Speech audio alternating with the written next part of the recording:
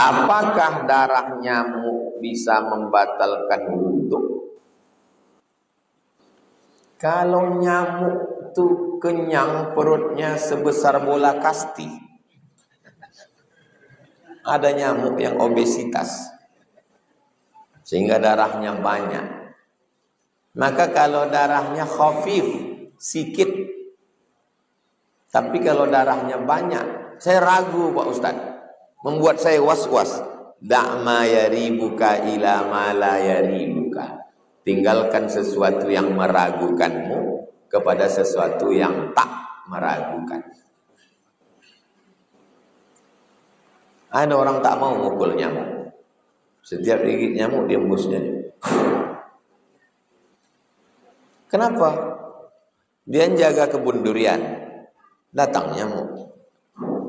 Kenapa tak kau bunuh? Aku mencari makan, dia pun cari makan juga. Kami sama-sama cari makan. Aku hamba Allah, dia pun hamba Allah juga. Ini udah tajam, udah tinggi kaji kawan. Saya masih membunuh nyamuk. Saya tidak pernah mukul nyamuk, saya semprot. Ada nyamuk, lalu antum begini kan, cus. Ada darah, khafif sedikit, tak betul. Banyak. Memang satu dia, tapi kawan-kawannya ramai.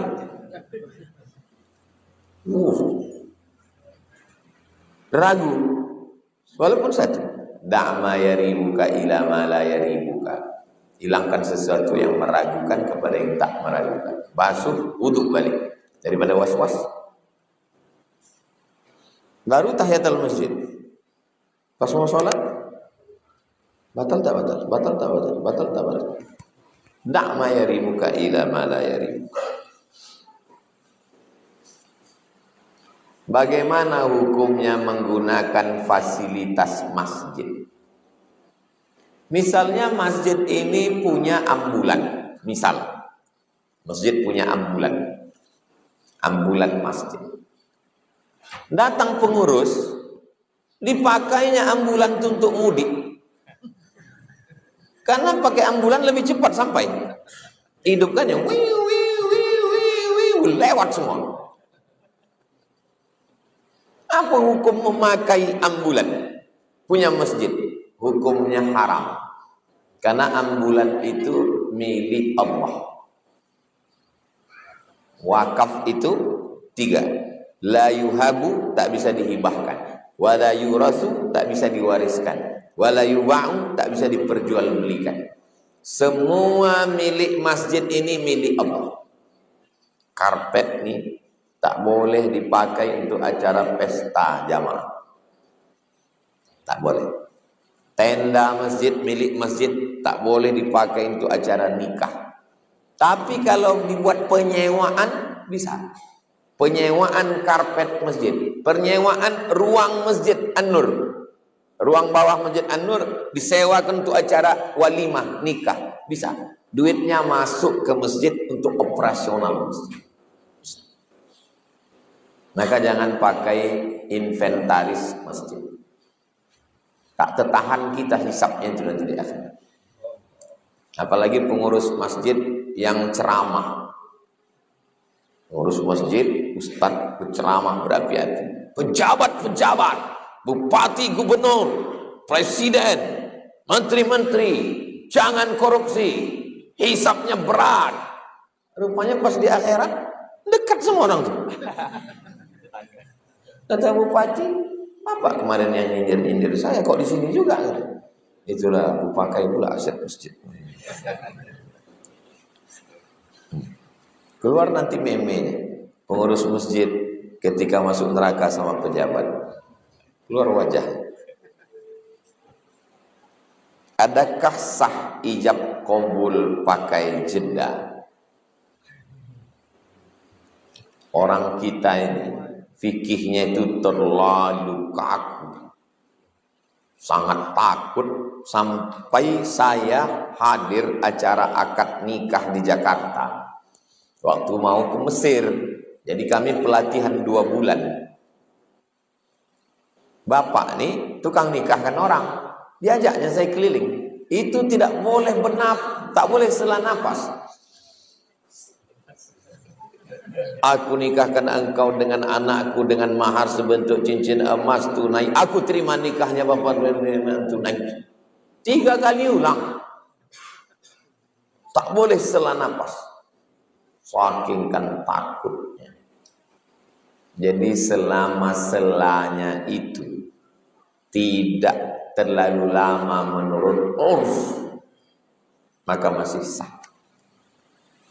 Aku nikahkan engkau dengan anakku dengan mahar sebentuk cincin emas tunai.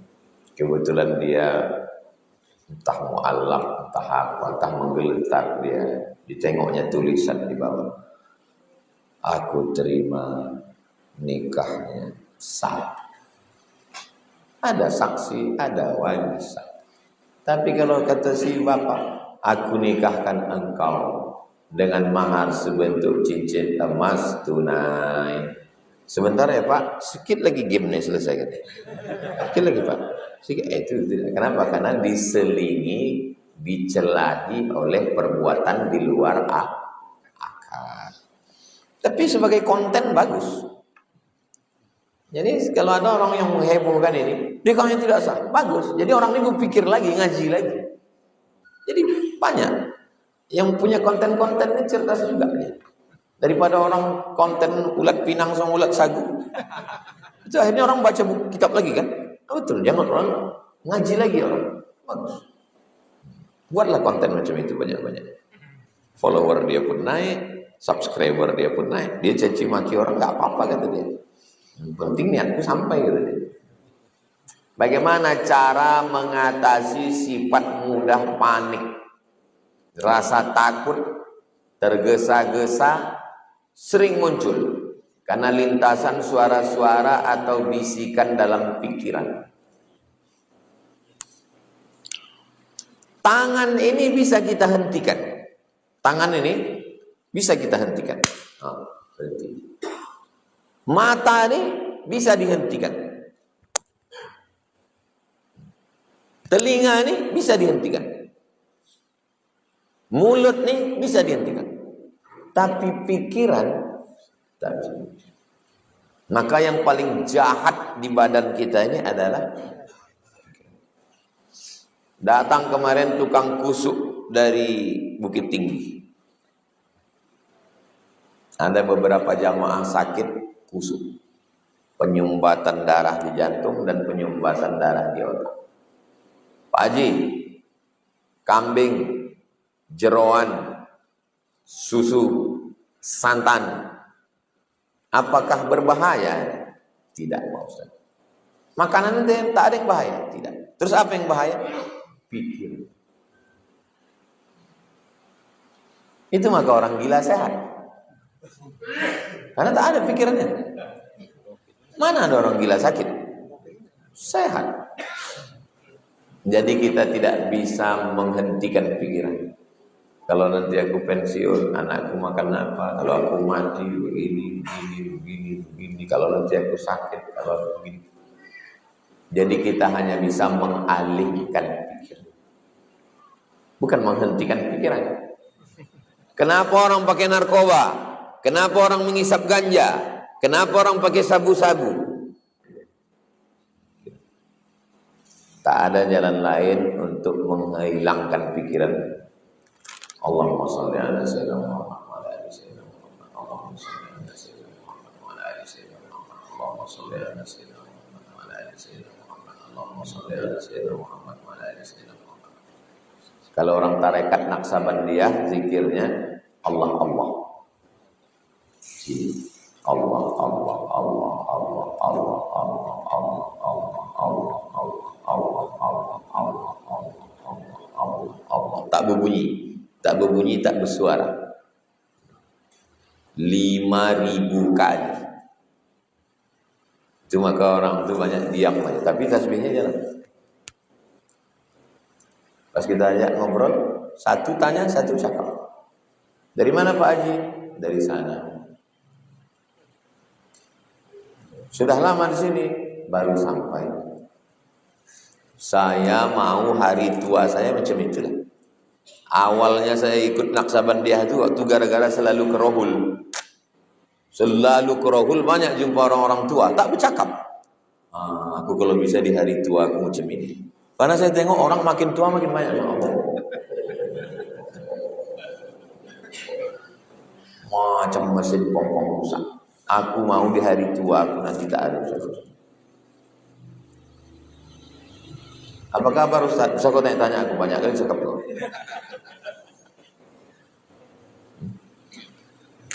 Menghilangkan cemas, menghilangkan was-was, menghilangkan risau, menghilangkan suntuk. Tak ada lain kecuali zikir. Ustaz dapat dari mana? Ala bizikrillahi tatmainnul qulub. Dengan berzikir hati menjadi tenang. Siapa yang menurunkan ketenangan itu? Huwallazi anzala sakinata fi qulubil mu'minin. Allah. Kalau bingung zikirnya apa? 3. Istighfar, sholawat, la ilaha illallah. Istighfar dulu. Astagfirullahaladzim, astagfirullahaladzim, astagfirullahaladzim, astagfirullahaladzim, astagfirullahaladzim. Habis itu salawat. Allahumma sholli ala sayyidina Muhammad wa ala ali sayyidina Muhammad. Habis itu tahlil. La ilaha illallah, la ilaha illallah, la ilaha illallah, la ilaha illallah. Mulut menyebut, hati mengingat. Di sini dia berdegup, berdetak. Bukan di sini aja.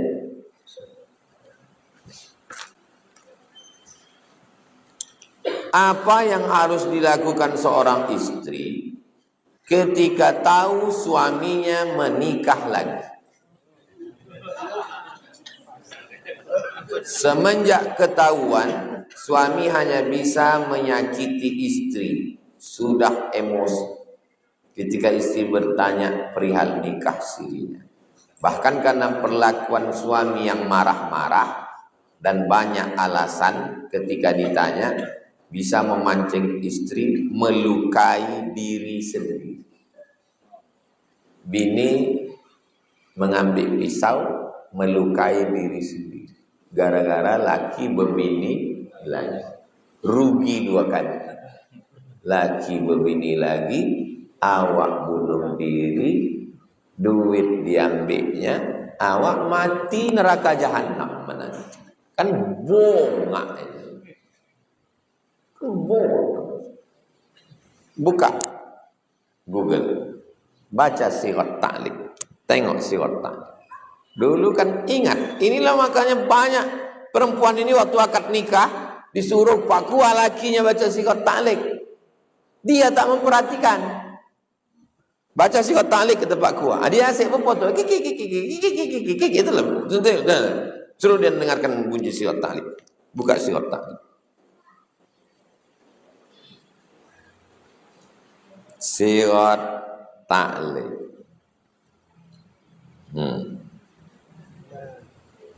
Baca Sirat Ta'liq.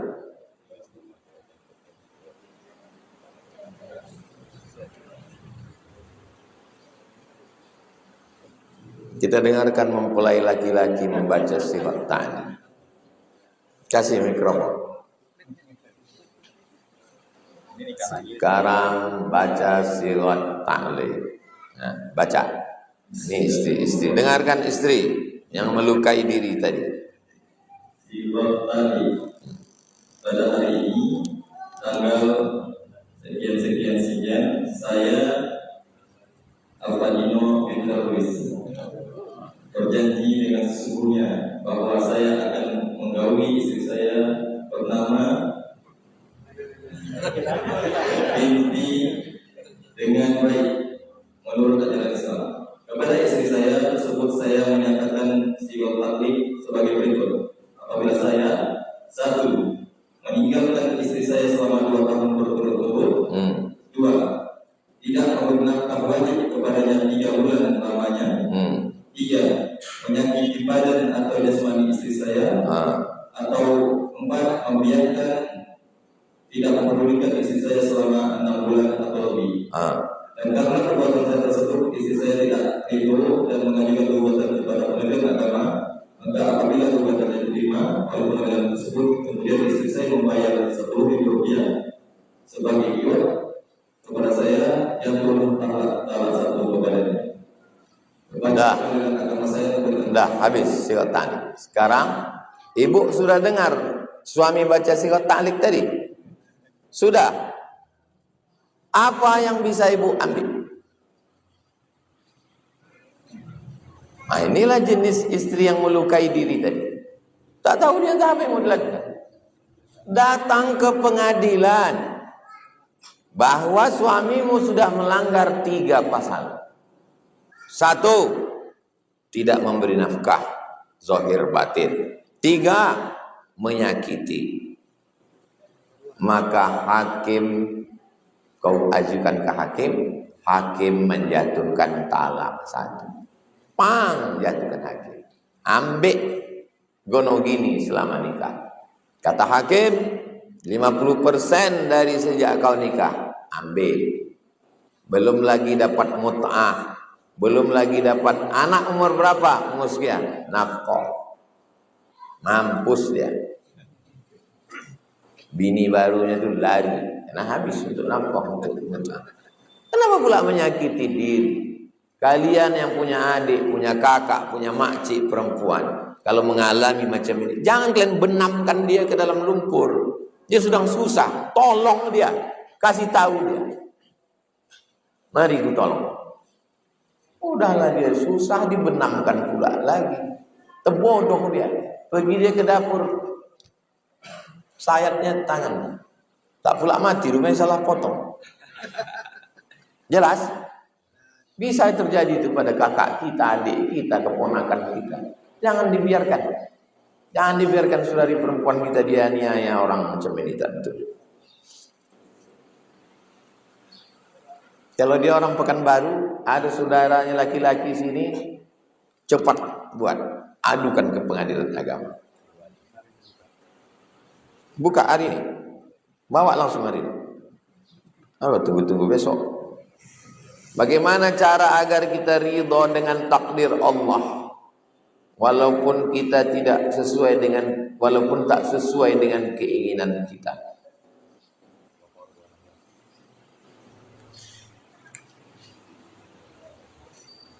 Misal balik dari sini tiba-tiba helm basah. Tadi waktu mau masuk masjid, helm ini sudah ditelungkupkan. Karena kita tengok cuaca mendung, sudah ikhtiar, sudah ditelungkupkan. Rupanya digeser orang. Waktu bergeser helm itu terlentang. Masuk air hujan. Sampai ke situ. Kan tak sesuai ini dengan keinginan kita. Maka yang bisa dilakukan 4. Yang pertama, meyakinkan pikiran bahwa sudah tertulis di Lauhil Mahfuz bahwa hari ini helm ini basah. Ma asaba min musibatin fil ardi wala fi anfusikum illa fi kitabin min qabli an nabra'aha. Segala musibah yang terjadi pada dirimu di atas muka bumi ini semua sudah tertulis di Lauhil Mahfuz sebelum Allah menciptakan pikiran. Karena pikirannya akan bercakap, kenapa helmku begini, kenapa helm aku, kenapa tak helm dia, kenapa begini. Pukul pikiran itu dengan ayat itu. Ma asaba min musibatin fil ardi wala fi anfusikum illa fi kitabin min qabli an qul la yusibana illa ma kataballahu lana huwa maulana. Nah, itu pikiran. Kemudian mulut. Supaya mulut kita bercakap-cakap. Kok helm aku begini, kok helm aku basah? Subhanallah. Astagfirullah. Hati ridho. Pikiran dipukul dengan ayat, mulut dengan zikir, hati dengan ridho, menerima takdir Allah. Ridho itu tak berbunyi, tak bersuara, tak ada action. Dia amal saja itu. Amal hati namanya. Lalu kemudian tangan tidak memukul, tidak menyakiti, tidak pula diambil helm itu campakkan. Laki-laki yang mencampakkan helm sama dengan perempuan yang memotong tangan tadi. Cuman beda jenis kelamin aja tuh. Yang satu lemah, yang satu kuat. Tapi sebenarnya mereka sama-sama lemah di hadapan takdir Allah. Apa hukumnya membagikan daging kurban ke panitia dan penjagal?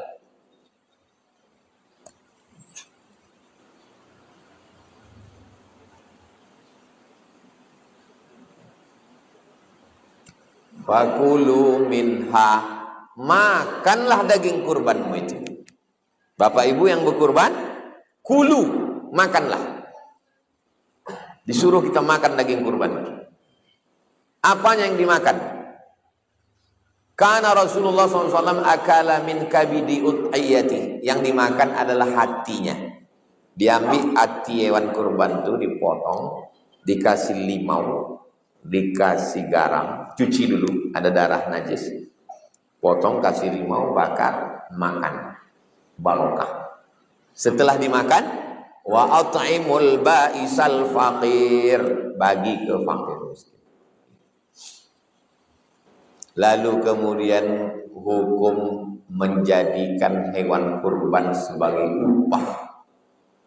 Haram hukumnya menjadikan kepala, tulang, kulit, daging, lemak, jeroan sebagai upah, tak boleh. Karena orang yang menjadikannya sebagai upah, dia mengambil manfaat lagi. Padahal tadi waktu menyembelihnya, Allahumma haza an Muhammad wa ali Muhammad. Allahumma minka walaka. Ini dari engkau untuk engkau. Ini untuk engkau ya Allah. Tiba-tiba diambilnya lagi. Memang ini untuk engkau ya Allah, tapi ku ambil 5 bungkus lagi ya. Jadi solusinya macam mana? Solusinya begini. Ini 1 ekor sapi. Yang bertanggung jawab mengurus sapi ini 7 orang. Kira-kira kalau 7 orang sanggup? Sanggup? 7 orang. 1 orang dikasih 100.000. 100. Berarti berapa? 700. Tukang potong dikasih 200. Tukang kulit dikasih 100. Habis 1.000.000. Maka dikasih tahu ke masyarakat, harga sapi kita sekian, tambah biaya operasional 1.000.000. Tidak ada lagi daging diambil, kepala diambil, ekor diambil, tulang diambil. Asal mencuri, panggil Babin Kamtipmas. Tangkap. Kita pembentukan panitia kurban. 1 sapi ada jatah 1.000.000. Masuk dalam akad biaya operasional. Yang mau ikut terlibat, silakan ikut. Yang tidak mau ikut terlibat, enggak usah ikut. Kami akan minta bantuan dari biker subuhan. Biker subuhan jangan cuma menggas. Motong bos. Karena kalau dibiarkan ini ibadah rusak, membiarkan orang makan. Banyak penjahat kurban ini. Ikut mau jadi relawan, mau jadi gotong royong, tapi mengambil 2 plastik, 3 plastik.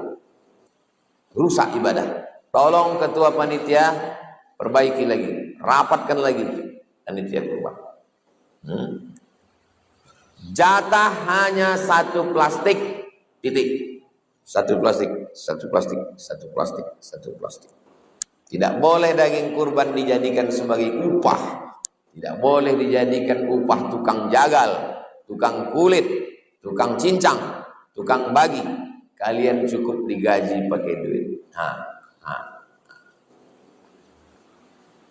Ibadah dia terjaga, mulut dia terjaga. Aku kalau begini panitia tak sanggup, berhenti jadi panitia, angkat panitia baru. Apakah termasuk berjihad kalau memperbaiki speaker tua masjid?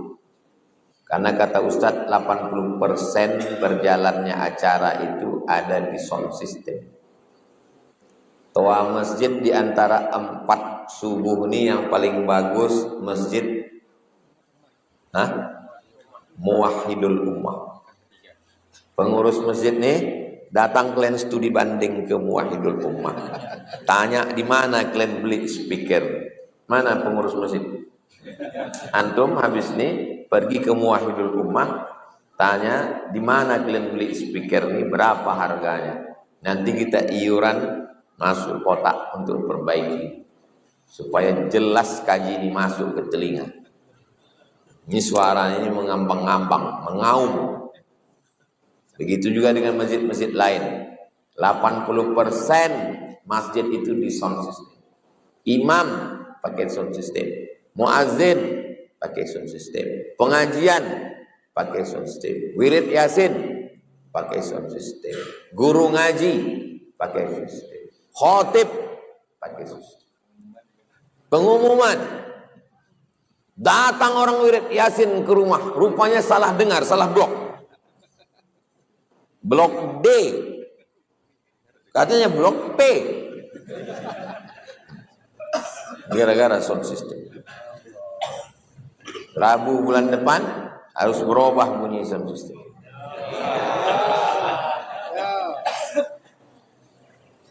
Bagaimana kita tahu bahwa Allah sedang sayang sama kita? Saat hidup terasa berat, doa-doa belum terkabul, hati mulai terasa jauh. Apakah itu pertanda kita sedang diuji atau kita sudah terlalu banyak salah kepada Allah?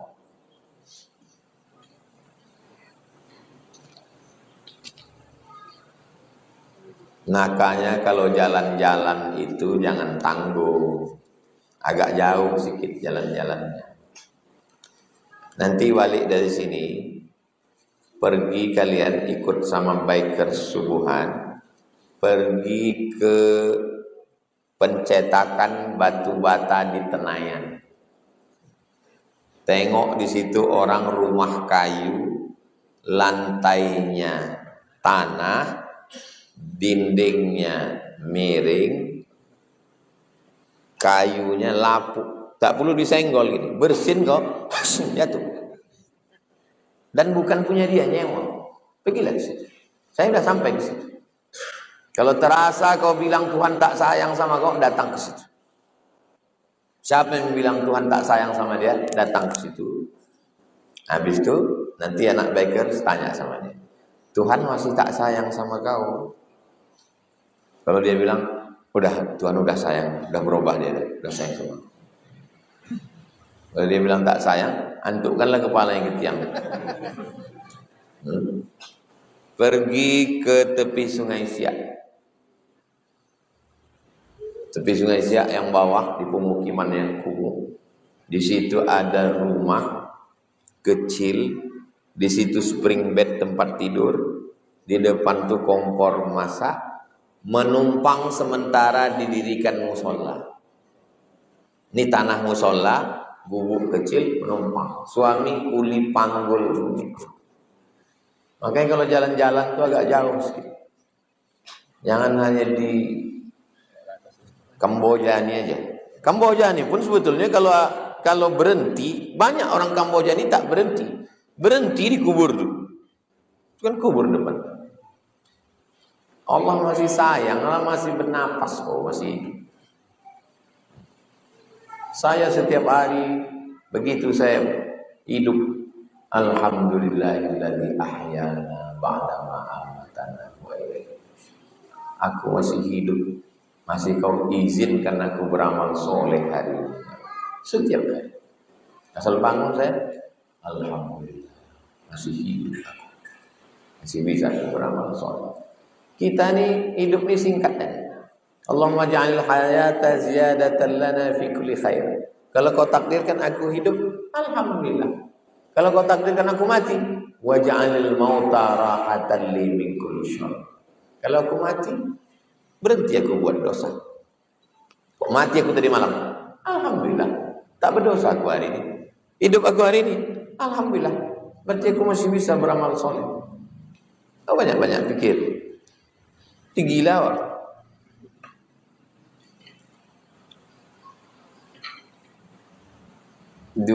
Saya ini insya Allah akan nikah 2 bulan lagi. Mohon doanya supaya diberikan. Saran saya, kalian tak usah tunangan lama-lama. Kalau bisa pagi tunangan, siang tuh akad langsung. Karena lama-lama ini hati manusia ini, mungkin kita tak berubah, dia berubah. Kita tak berubah, keluarga kita berubah. Ini banyak godaannya. Insya Allah kita doakan supaya jadi nikah. Saran saya, nanti kalau mak ayah kalian minta sekian bulan, bilang buat video call. Jadi saya bilang, Pak, Bu, cepat nikah. Iya Pak Ustaz, tapi iya kalian kan udah lama nikah. Dia mau nikah ini. Kalian udah lupa udah. Apa tunggu lama-lama? Saya anak keponakan saya kalau mau dia nikah, pinang pagi, akad sore. Dah, sampai lama-lama. Perbuatan baik tak boleh ditunda-tunda. Ini tunangan sampai 3 tahun. Udah dibonceng ke sana kemari. Lah masuk angin pula.